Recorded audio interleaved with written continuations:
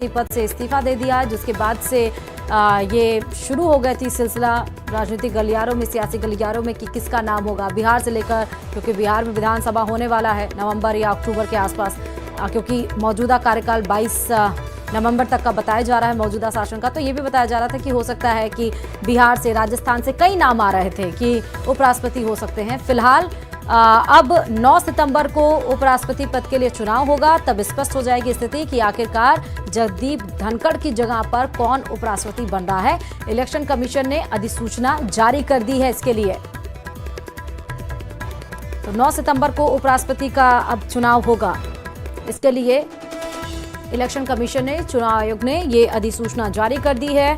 बड़ी खबर इस वक्त की आपको बता रहे हैं। अचानक से आपने देखा जब मॉनसून सत्र शुरू हुआ और उसके बाद से उपराष्ट्रपति ने पूर्व उपराष्ट्रपति ने अपने पद से इस्तीफा दिया, जिसके बाद से जो विपक्ष है वो तमाम सवाल उठाने लगे कि आखिर ऐसा क्या हुआ कि जिसको लेकर पूर्व उपराष्ट्रपति जगदीप धनखड़ को इस्तीफा देना पड़ा। तमाम तरह के आपने देखे कि प्रश्न उठाए गए, तमाम तरह के आरोप लगाए गए मौजूदा सरकार के ऊपर। अलग अलग बातें सियासी गलियारों में चलती रही, लेकिन अब इलेक्शन कमीशन ने उपराष्ट्रपति के चुनाव को लेकर अधिसूचना जारी कर दी है। 9 सितंबर वो डेट भी फाइनल हो गई है, यानी कि 9 सितंबर को अब से 8 दिन के बाद उपराष्ट्रपति के लिए चुनाव होगा पद के लिए, और कौन होगा अगला उपराष्ट्रपति वो आपको कुछ दिन के बाद पता चल जाएगा।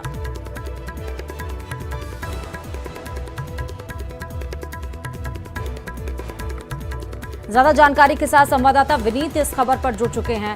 विनीत, पूर्व उपराष्ट्रपति जगदीप धनखड़ ने जब अपने पद से इस्तीफा दिया था उसके बाद से तो पता है कितना सियासी भूचाल आया था, लेकिन अब 9 सितंबर को डेट डिसाइड कर दी गई है, अधिसूचना जारी। विनीत जी, निश्चित तौर पर मैं आपको बताना चाहूंगा कि जिस तरह से अगर हम बात करें कि उपराष्ट्रपति जगदीप धनखड़ ने जब अपने पद से इस्तीफा दिया था उसके बाद से ही जो पद है वो खाली हो गया था। हाँ। लेकिन जिस तरह से गृह मंत्रालय ने जिस तरह से नोटिफिकेशन जारी किया था और केंद्रीय जो चुनाव आयोग है उसे सूचित किया गया था। हाँ। उसके बाद से ही चुनाव आयोग की ओर से औपचारिक जानकारी दी गई थी कि वो पूरी जो प्रोसेस है वो उसने शुरू कर दिया, जिसमें वोटरों की बात जो हो, क्योंकि उसमें जो सांसद होते हैं वही वोट करते हैं, तो इसकी जो कवायद थी, जो वोटर लिस्ट बनाने की कवायद थी या फिर अन्य जो प्रक्रिया थी वह चुनाव आयोग ने पूरी कर ली थी, शुरू कर दी थी, और अब वह प्रक्रिया जो है वो पूरी हो गई है। और उसके बाद चुनाव आयोग की ओर से यह सूचित किया गया है कि 9 सितंबर को जो है वो उपराष्ट्रपति पद का जो है वो चुनाव होगा। उपराष्ट्रपति पद के लिए जो है वो वोट डाले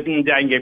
इससे पहले जो है वो नॉमिनेशन होगा, जिसमें जो सत्ता पक्ष की ओर से है वो उम्मीदवार उतारे जाएंगे। हालांकि में सत्ता पक्ष की ओर से यह कोशिश की जाती है कि उपराष्ट्रपति का जो चुनाव हो वह निर्विरोध हो, लेकिन निश्चित तौर पर विपक्ष जो है वह भी अपना उम्मीदवार जो है वो उतारेगा। तो उसके पहले में जो नॉमिनेशन की प्रक्रिया होती है, सत्ताधारी पक्ष जो है वो अपने में उम्मीदवार को उतारेंगे। हो सकता है कि विपक्ष जो है वो भी अपने उम्मीदवार को उतारे, और अगर 2 या 2 से अधिक उम्मीदवार होते हैं तो वोटिंग जो है वो वोटिंग की प्रक्रिया होती है, और वोटिंग जो है वो 9 सितंबर को होगी। जी, इसके लिए निर्वाचन मंडल की सूची भी तैयार कर ली गई है। हाँ जी, निश्चित तौर पर जैसा कि हमने पहले भी आपने दर्शकों को जानकारी दी थी कि जो सांसद होते हैं वो इसके निर्वाचन मंडल के सदस्य होते हैं। जो वोटर लिस्ट होती है वो चुनाव आयोग ने तैयारी में कर ली थी। जब ही में चुनाव आयोग को गृह मंत्रालय की ओर से औपचारिक सूचना दी गई थी कि वह उपराष्ट्रपति पद का जो चुनाव है वो होना है, उसके बाद से ही चुनाव आयोग जो है वो एक्टिव हो गया था। और सबसे पहले उन्होंने एक प्रेस रिलीज जारी की थी जिसमें उन्होंने साफ तौर पर कहा था कि जो उपराष्ट्रपति पद के लिए जो आवश्यक तैयारी होती है वो तैयारी चुनाव आयोग की ओर से शुरू कर दी है, जिसमें एक मुख्य में जो होता है कि वोटर में कौन होंगे, कौन कौन वोटर हैं, क्योंकि अगर हम बात करें तो कुछ सदस्य जो है वो बदलते रहते हैं, या फिर चाहे वो राज्यसभा के सदस्य हो या फिर लोकसभा में भी अगर किसी कारणों से किसी ने इस्तीफा दे दिया हो या किसी का निधन हो गया हो, तो ऐसे में जो वोटर में बदलते हैं, तो इसी प्रक्रिया को जो है वो चुनाव आयोग ने जो है वो पूरा किया है। और अब इस बात की घोषणा जो है वो कर दी गई है, जिसके तहत जो है अगर जरूरत पड़ा, क्योंकि मैं